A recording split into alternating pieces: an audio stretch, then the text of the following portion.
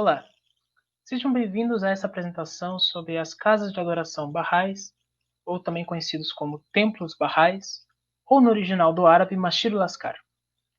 Meu nome é Andrew Gil e estarei apresentando sobre as casas de adoração Baha'is. Mas antes mesmo, gostaria de apresentar um pouco sobre a fé Baha'i. A fé Baha'i é uma religião monoteísta que vem de uma linhagem dos profetas do passado, dos grandes fundadores das religiões, e baseada principalmente na ideia da unidade na diversidade. Dentro dessa questão da unidade, existem três unidades principais. A unidade da humanidade, ou seja, que a Terra é um só país e os seres humanos seus cidadãos. E, portanto, sendo todos nós, no caso, parte de uma mesma nação, de um mesmo lugar, de uma mesma família, de um mesmo grupo, nosso Criador é o mesmo. E por isso a segunda unidade é a unidade de Deus, ou seja, essa essência espiritual é a mesma para todos. E se a essência espiritual é a mesma, temos a terceira unidade, que é a unidade da religião, ou seja, todas as religiões essencialmente são a mesma, estão unidas em termos essenciais, e que Deus, de tempos em tempos, manifesta-se através desses grandes fundadores das religiões, dessas manifestações de si próprio, algumas que até não temos os nomes, para guiar a humanidade em todos os contextos, em todos os lugares, mas, claro, sempre de acordo com as necessidades e a capacidade dos seguidores de cada época, certo? Para os Baha'is, a época de hoje, Deus se manifestou como Baha'u'llah, e Baha'u'llah traz essa mensagem para nos ajudar com as necessidades e as coisas do nosso contexto, da nossa época, da nossa era. Seria, então, a manifestação para esse momento. Sendo que depois, possivelmente, então, haverá mais manifestações divinas. Né? Claramente haverá mais manifestações divinas, conforme seja necessário. Então, entrando na casa de adoração, as casas de adoração começaram primeiro com uma ideia de serem cada uma num continente, ou seja, abarcando os continentes, e hoje em dia, claro, já existe nacionais, casas de adorações nacionais por país e casas de adorações locais, dependendo da comunidade Bahá'í em cada lugar. O primeiro templo, o casa de adoração, foi construído, na verdade, em Ashur-Chabad, mas não era um templo continental. Por isso, o primeiro templo para a nossa apresentação é o Templo de Chicago. Isso é uma questão curiosa, poderia dar uma apresentação à parte. O Templo de Chicago foi o primeiro templo construído no Ocidente, e depois, de acordo com esse mapa mesmo, a gente vai ver os vários templos em cada local do mapa. Para quesitos de entendimento, os continentes, no caso a América, foi dividida em três: América do Norte, América Central, América do Sul. A Oceania foi dividida numa parte de Oceania mesmo, que fica principalmente na Austrália, ali com o Templo de Sydney representado, e tem as ilhas do Pacífico, que fica em Ápia, em outro lugar. Então a Oceania não está toda junta, também existe uma subdivisão. De resto, todos estão um por continente, um pela Ásia, um por Europa e um pela África, certo? Dado a entender isso, vamos falar um pouco de como então a diversidade e a unidade, que eu falei que são a base de toda a fé Bahá'í, se representam, se veem dentro ou melhor, espelhado nesses templos. Esse primeiro templo, essa primeira casa de adoração, é a primeira que foi construída em Chicago, nos Estados Unidos. Todas as casas de adoração tentam refletir ou espelhar alguma coisa da cultura local ou da região do país que foi construído. No caso, esse que foi construído nos Estados Unidos tem uma característica interessante. Nas suas pilastras estão os símbolos das grandes religiões do mundo: a cruz, a estrela de Davi, a roda budista, a lua do Islã. Isso para representar a diversidade daquele povo, do povo dos Estados Unidos, que, como o nosso, é um povo de imigrantes, né, e claro, com povos originários também. Então, para representar, está esses símbolos nas suas pilastras. Esses símbolos, então, mostram essa diversidade, mas isso está se aplicando aos Estados Unidos. Se nós vamos para a Ásia, que está representado no templo da Índia, o contexto é muito diferente. O templo da Índia tem o formato de uma flor de lótus. A flor de lótus, para aqueles que sabem, é um símbolo importante da espiritualidade da religião indiana e também asiática, mas principalmente indiana.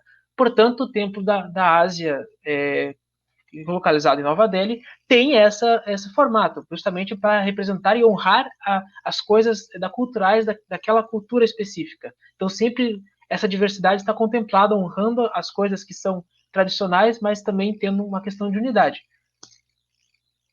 E a unidade, a gente continua vendo a diversidade. Então, quando nós nos vemos no nosso contexto, nós que estamos no Brasil, a nossa casa de adoração mais próxima é a casa de adoração na América, para a América do Sul, que está localizada em Santiago, no Chile. Mas não é a casa de Santiago, não é a casa de adoração Bahá'í de Santiago, nem a casa de adoração Bahá'í do Chile. É para toda a América do Sul.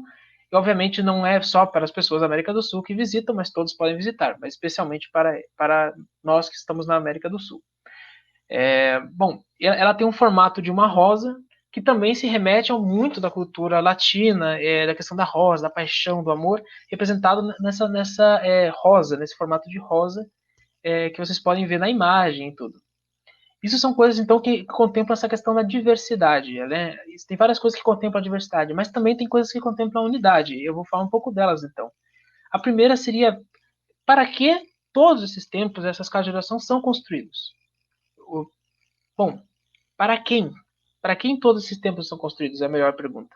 Porque esses templos são construídos pelos Bahá'ís, mas eles não são construídos para os Bahá'ís. Isso é muito interessante, porque elas não têm nenhum tipo de artifício ou coisa ou estrutura que é praticamente para ajudar a praticar algum rito, algum ritual ou alguma prática dessa religião, da fé Bahá'í.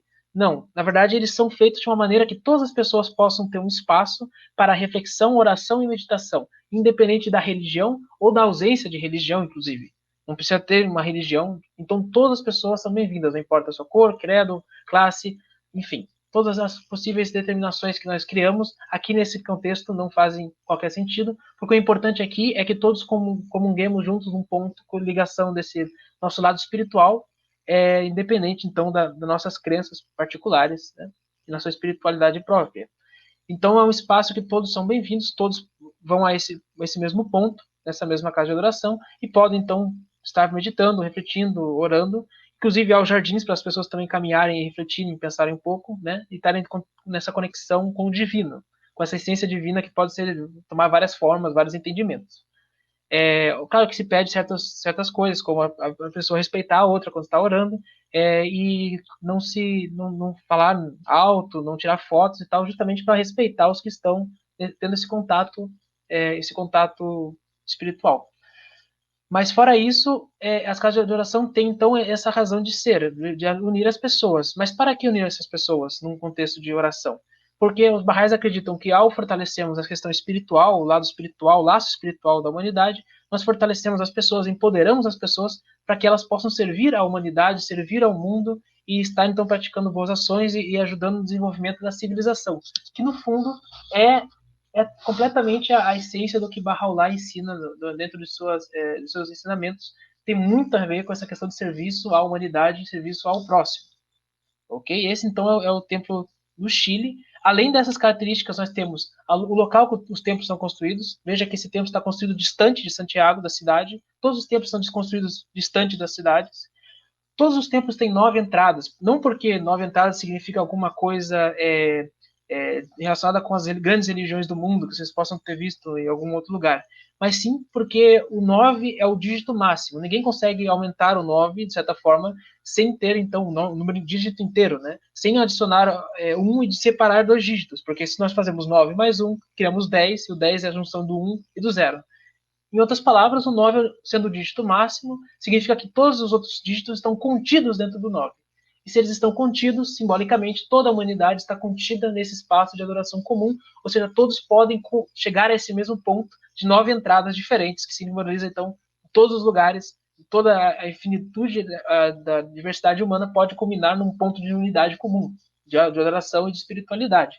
E essa é a razão das 9 entradas. Sobre passando um pouco aqui dentro então aparecem algumas imagens de pessoas em momento de oração. Esse é um momento especial, às vezes há um momento de uma devocional, alguém faz uma oração, mas não se constitui como um culto ou um ato, não existe púlpito, altar, coisa do tipo. Na verdade, essas orações são só algumas pessoas escolhidas para recitar uma oração, ou entoar uma oração. Às vezes o coral canta uma oração, mas não são nenhum ritual específico, ok? Inclusive pessoas de outras religiões fazem a mesma coisa, não existe, são convidados a fazer a mesma coisa. Em geral, não tem isso e as pessoas podem sentar nesses lugares que estão ocupados pelas pessoas na foto e simplesmente terem seu espaço para meditar, orar e refletir. Aqui temos a questão do coral, que fica lá em cima cantando, tem um som que parece que os anjos estão cantando, é muito bonito. E aqui sim, uma coisa que está comum em todos eles, todos os templos têm essa marcação, esse símbolo, que na verdade é um escrito em árabe dizendo, uma evocação, dizendo a glória do mais glorioso, que tem a ver então com essa evocação ao divino, ao espiritual, essa essência espiritual que os Bahá'ís chamam de Deus, que transcende então a compreensão de cada cultura. Claro que cada cultura, a gente sabe, cada cultura e cada povo entendeu diferente a questão espiritual, mas essencialmente, estamos falando em essência, estamos falando dessa mesma coisa una, certo? E essa evocação está chamando, evocando essa glória, por isso se chama o nome supremo, ou seja, o maior nome, né? Entendeu? Essa seria a ideia, de invocar para que todos possam ter contato com o espiritual, independente da sua própria crença. Então, a outra última coisa que é comum a todos os templos é que é frequentado por muitas pessoas e sempre ao redor estão os jardins. Os jardins na fé Bahá'í têm uma explicação super específica, não específica, mas diferente. Os jardins são para simbolizar a diversidade humana. Abdu'l-Bahá, que é o filho de Bahá'u'lláh, o manifestante da fé Bahá'í, o fundador da fé Bahá'í, diz que a humanidade é como um jardim, e que a beleza da humanidade é justamente como a do jardim, de ter várias flores, ou seja, vários tipos de pessoas no mesmo lugar, e aquela diversidade é o que faz o jardim bonito, igualmente faz a humanidade bonita. E aqui, por exemplo, nós temos os indígenas Bahá'ís do Brasil, inclusive, que foram fazer uma conferência específica no templo para dedicar, quando foi feita a dedicação do templo, a abertura do templo. Também outros povos de vários Bahá'ís de várias origens, que sempre preservam sua cultura própria, né, sua própria espiritualidade, seus traços próprios, mas se unem a essa concepção geral, humana, una, né, de uma visão de um mundo unido, mas diverso, claro.